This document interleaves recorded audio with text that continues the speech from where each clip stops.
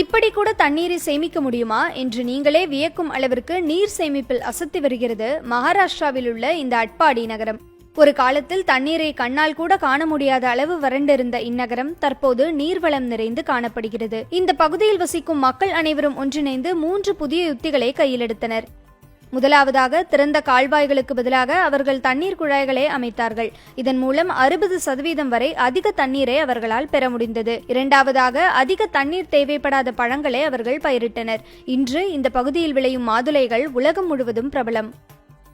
மூன்றாவதாக, இப்பகுதியில் வசிக்கும் அனைவருக்கும் ஒரே அளவில்தான் தண்ணீர் வழங்கப்படும். விவசாயத்திற்கு தண்ணீர் தேவையில்லாதவர்கள் அதை மற்றவர்களுக்கு விற்கலாம். இந்த முயற்சிகள் மூலம் அன்று தண்ணீரே இல்லாத கிராமத்தில் இன்று குழந்தைகளுக்கென்று தனி ஸ்விம்மிங் பூல் கூட உருவாக்கப்பட்டுள்ளது. இந்த கிராமத்தின் முயற்சி பற்றி நீங்கள் என்ன நினைக்கிறீர்கள் என்பதை கமெண்டில் பதிவிடுங்கள்.